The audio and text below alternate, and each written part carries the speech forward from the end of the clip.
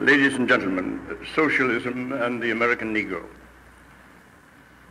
Democracy has so disappeared in the United States that there are some subjects that cannot even be discussed.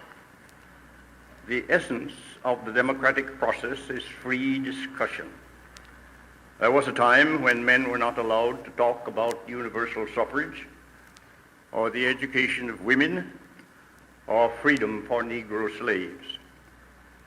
Today, communism is the dirty word, and socialism is suspect. I often refer to my education in democracy. In the little New England town where I was born, we had a high school of about 25 pupils. I entered it in 1880 at the age of 12. As I attended the town meeting annually in the spring, there used regularly to appear one of the dirtiest old men I ever saw. He was fat and greasy, and every year he made a fierce attack on wasting his taxes on a high school. I was always furious. I wondered why the citizens sat silent and let him rant. But they did, and then quietly they voted the money for the high school. There I learned my lesson in democracy. Listen to the other side. In this state and in our time occurred one of the worst blows to the democratic process which our nation has suffered. Senator McCarthy succeeded in making America afraid to discuss socialism or to recognize communism as aught but a conspiracy. And this in the state of Robert La Follette. I knew La Follette and his valiant wife. I voted for him for president in 1924, and I saw him give his life fighting monopolized wealth and asking world peace. My own work at the time was trying to secure freedom and equality for American Negroes. For a quarter of a century, I edited the little monthly magazine, The Crisis. And despite opposition, I spoke plainly. I was criticized as being bitter, as seeking not simply political but social equality for Negroes, for favoring the teachings of Karl Marx, and for joining the Socialist Party. These accusations were true. But largely as a result of my work and the work of others, the Negro made progress toward equal citizenship. Progress, but not complete success. The collapse of the capitalist system after the First World War brought poverty, unemployment, and distress worse than America had ever seen. And then came a surge toward socialism called the New Deal. The nation relieved distress, built public works, helped agriculture and trade, encouraged literature and art. It joined the Soviet Union in overthrowing Hitler, Mussolini, and Japan, and in forming the United Nations to avoid future war. With the death of Roosevelt came reaction.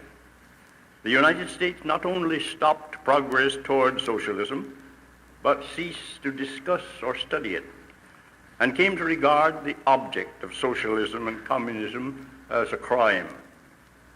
Especially American Negroes, still as a mass poor and ignorant and sick, were given no opportunity to know the sort of progress the world was making to ameliorate the plight of the unfortunate working people the world over, who were in conditions similar to ours. American Negroes were not socialists. They did not know what communism was doing or trying to do, but they knew that Negro education must be better, that Negroes must have better opportunity to work and to receive a wage which would let them enjoy a decent standard of life. They were victims of disease and drifting into crime. To remedy this, they sought to pattern their life after successful Americans. They must work hard, save money, become employers and property owners and investors. This, they thought, would bring them recognition as American citizens equal to others. But America changed. There was still a chance for some to rise and get rich, but the working classes were no longer generally able to buy land. Their wages did not amount to what they in reality earned, and those handicapped by race prejudice had small chance to overcome poverty and ignorance and disease. A class structure began to arise within the Negro group, which produced haves and have-nots, and tended to encourage more successful Negroes to join the forces of monopoly and exploitation and help victimize their own classes and any other lower classes that were possible. To remedy this situation, thinking Negroes still regarded their first step toward emancipation as being political power. They felt that their present plight was due to the fact that they had never become voting citizens of the country, and their first efforts were toward gaining the real right to vote.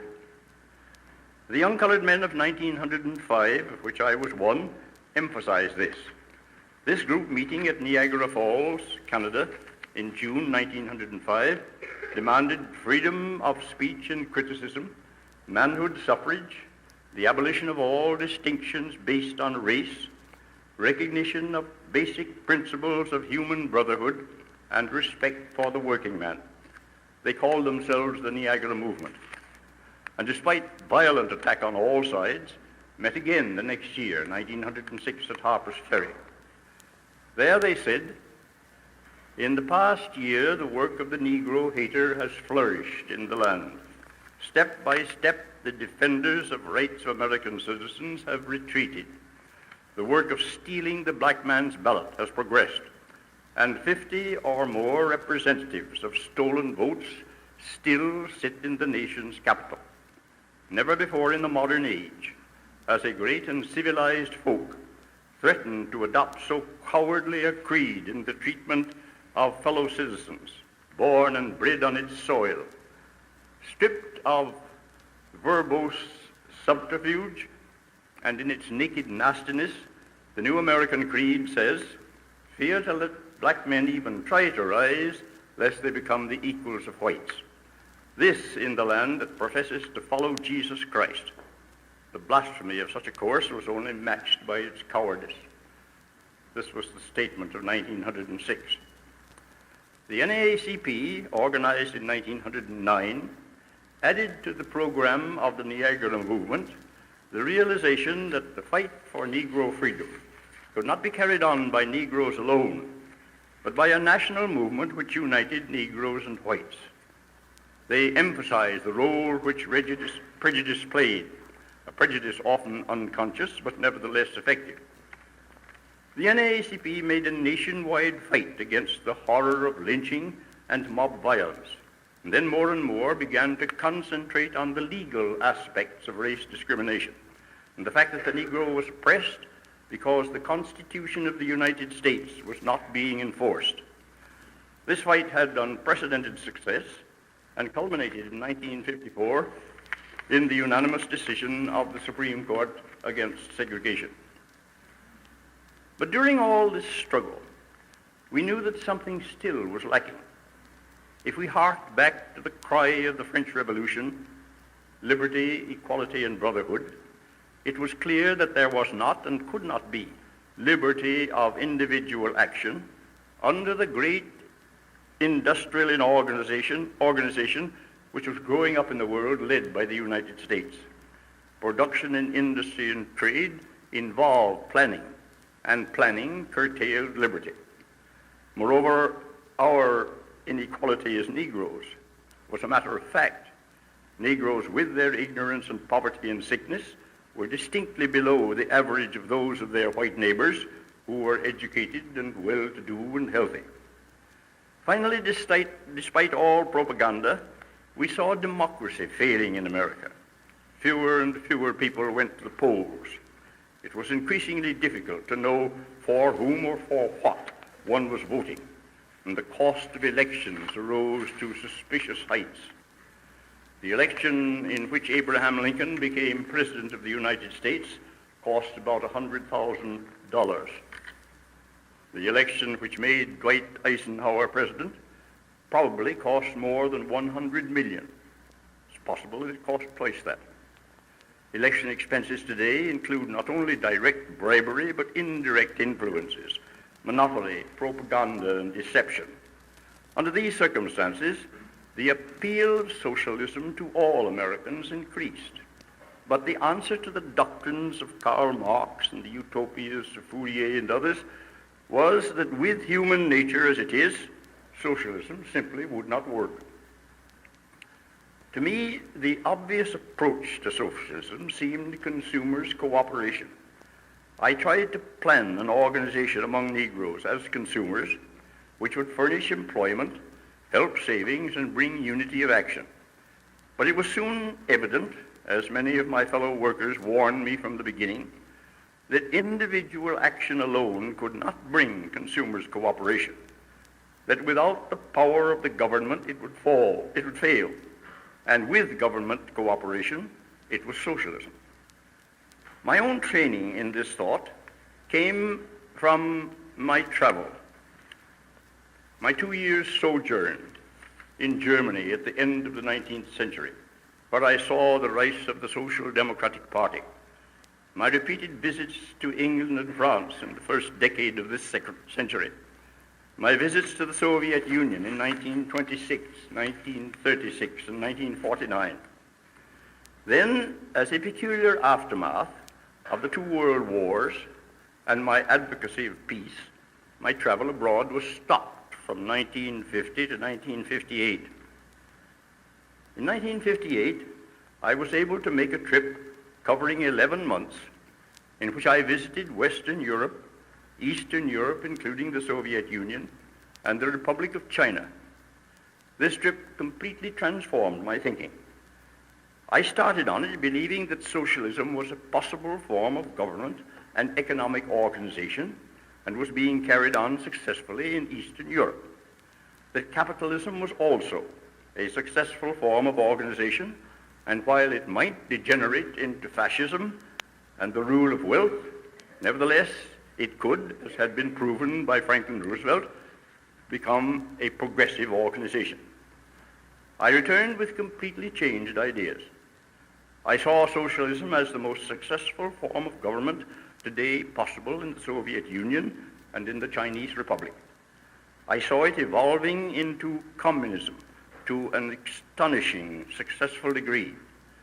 On the other hand, I was frightened, and I am still alarmed at the degeneracy of capitalism and the possibility of it becoming a force so destructive that it cannot be endured. One of my first experiences was in England.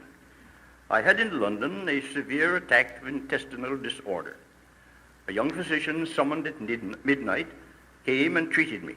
He made 6 or more visits within the next few days until he had me completely on my feet. When I asked for my bill, I was told that there was no charge, that his services were paid for by the British government. I reminded him that I was an American and that in America we were repeatedly informed that socialized medicine in Great Britain was a failure. He smiled. The only cost of my illness was the medicine which he prescribed, and that was less than $5. On the other hand, I found that Great Britain, France, and Holland, and Belgium were countries which for past centuries had built their comfort, their prosperity, and civilization mainly on the free land and materials and cheap labor, partly furnished by their own working class, but mainly by colored people overseas whom they dominated by their colonial empires. In 1858, it was clear that the end of this colonialism was in sight. Already, most of the colonies of Holland had become independent. Britain had lost the empire of India, and France was fighting in vain to hold North Africa. Yet, despite the fact that the colonial organization must end, these 3 great countries of Western Europe and others like Italy, West Germany, and Portugal were depending for their future life on materials which they underpriced in the world market, on stolen land, and on labor wretchedly underpaid. The political power to carry on this process depended upon the laboring class in Western Europe and America, and that laboring class was being bribed by political power and high wage, which came not so much out of the profits of the employers as out of the low wages of colored labor. I did not sense in Western Europe, and certainly I had not seen in America, any disposition so to improve the organization of work and the distribution of income as to make any essential change in the present capitalist system. On the other hand, I was astonished and encouraged by what I saw socialism doing. Not only did I see the results of socialized medicine in England and progress in housing, health, and workers' pensions in Sweden, Holland, Belgium, and France, but in the Soviet Union and East Germany, I saw a change of attitude toward the masses of people, not as the wards and beneficiaries of the rulers of the nation, but as the main body which itself owned the nation, and for which the nation existed, and as the reservoir out of which were being recruited those people who were making civilization. In China, it seemed to me that the process was going even further, and that human nature was being so changed that instead of self-seeking and class hatred, which so characterized the West, that there was coming a sense of partnership in a vast and growing nation, of willing cooperation, and of a widespread content and happiness, which I had not seen elsewhere in the world. All this was my deep and firm impression. I cannot prove it, particularly not to you who have been poisoned by lies and distortions for 10 years. After all, I saw these countries only partially and for brief visits, yet I am a traveler of some experience, and I know personally the trials of the poor and despised. I was given unusual opportunity for observation, and thus my conclusions are of some value. I saw the spread of socialism and communism. Today, more than half the people of the world live under a socialism which is growing toward communism. In my mind, there is no doubt but that the world of the 21st century will be overwhelmingly communistic. Returning now to the United States, I look again upon the scene. The legal fight led by the NAACP has been an astonishing success. But its very success shows the limitations of law and law enforcement unless this program has an economic foundation. Unless the mass of Negro people have not simply legal rights, but have such rights to work and wage that enable them to live decently. Here in the United States, we have had a stirring of the Negro population which emphasizes these facts. In the slave South, Negroes impoverished and mistreated have sought remedy by pouring into the cities of the South, and especially into the great cities of the North. They have caused problems of housing and of crime, of poverty and disease. It spells the damnation of youth and death of children and degradation of women. Through this, the American Negro is passing. It emphasizes our national problem of gambling and prostitution, drug using, and murder and suicide. On the other hand, the Negroes who have grown in intelligence and awareness of their handicaps have begun to fight back by the use of the boycott and the passive resistance. The experience in Montgomery, the extraordinary uprising of the students all over the South and beginning in the North, shows an awareness of our situation which is most encouraging. But it still does not reach the center of the problem.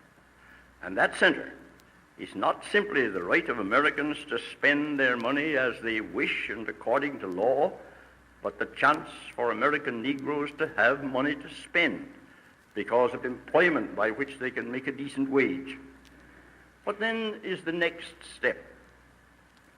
It is for American Negroes in increasing numbers and more widely to insist upon the legal rights which are already theirs, and then to add to that increasingly a socialistic form of government, an insistence upon the welfare state which denies the further carrying on of industry for the profit of those corporations which monopolize wealth and power, the stopping of a government of wealth, for wealth, and the returning of governmental power to the individual voter with all the freedom of action that can be preserved, along with an industry carefully organized for the good of the masses of people and not for the manufacture of millionaires.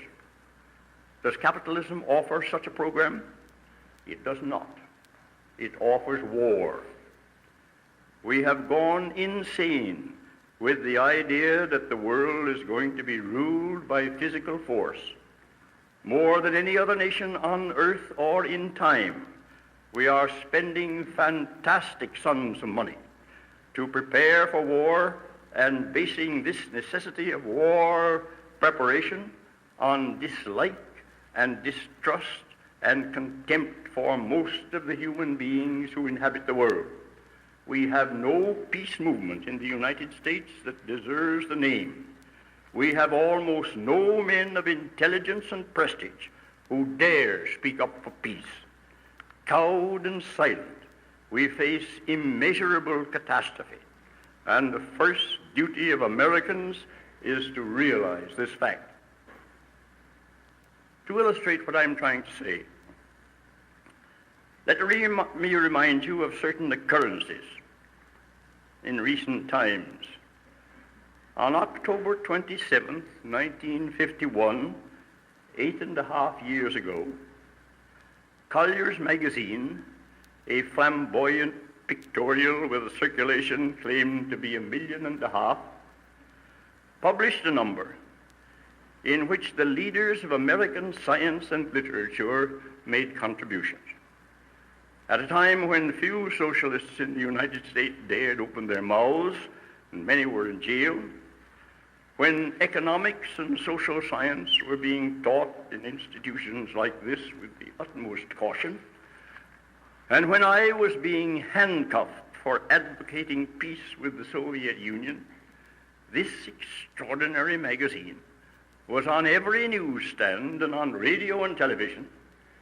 It predicted and described in 130 pages the aggressive war of the United States against the Soviet Union, and the editors and contributors said that this year, 1960, would see the utter destruction of communism the world over and the victorious American troops walking in the streets of Moscow. Who wrote these words and made these prophecies? The editors say, and I quote, "This historical report was written by many of the West's top historians, political, economic, and military experts, commentators, and artists. Among them were Allen Nevins, described as one of the foremost American historians, Stuart Chase, Edwin R. Murrow, Robert Sherwood, J.B. Priestley, and Margaret Chase Smith.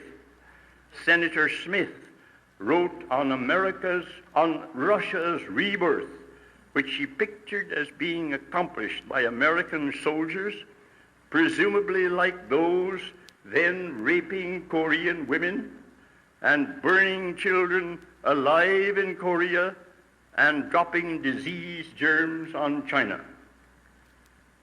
For myself, I knew these writers were wrong. I had been in the Soviet Union in 1926 and in 1936. In 1949, 25 Americans were invited to attend a Soviet Peace Congress with expenses paid. I was the only one who accepted. I addressed a cross-section of that great nation. I did not, as I would have been justified in doing, devote this opportunity to describing the plight of my people. On the contrary, I contended that I was speaking for those Americans who did not want war, and that they were a majority of the nation. No one visiting the Soviet Union at that time could for a moment doubt its peaceful intentions. The reply to my thesis was this extraordinary article, which broke all rules of international decency, told lies, and spread information, and yet was received with applause in most quarters and unforgivable silence in others. The year 1960 has come and is over a third gone. What has happened? Collier's magazine is dead. Its vaunted 1.5 million readers have ceased to subscribe because the reduced prices which they charge for Collier's and a dozen other flashy periodicals which are thrust down our throats are not needed by the publishers, save as bait to advertisers who pay millions to make you buy their goods. The day will come, I suspect, when Life and Look will pay their subscribers to allow the use of their names. American troops are not in Moscow and are not planning to be there. But the President of the United States is going, and we hope on an errand of peace to which he has been graciously invited by the head of the Soviet state in one of the greatest speeches of our day. On the other hand, there are signs in this nation which should give us pause. There is stealing, cheating, poisoning, gambling, and killing to a frightening degree. Our exports do not pay for our imports, and we are settling the deficit by exporting $4,000 million of our hoard of gold in the past 2 years. Unemployment among our workers, despite our desperate efforts to conceal the truth, is far too high. Adulteration of food and overpricing of medicines have reached alarming heights, and the cost of living is continuously rising. Perhaps our most unforgivable deed today is our attitude toward China. Historically in America, Chinks have always rated below wops and niggers. Negroes were lazy and jolly, and this infuriated the slave drivers. But Chinese coolies worked like dumb, driven cattle. They were valuable because they worked hard for almost nothing. During the 19th century, they were not only worked at home, but were translated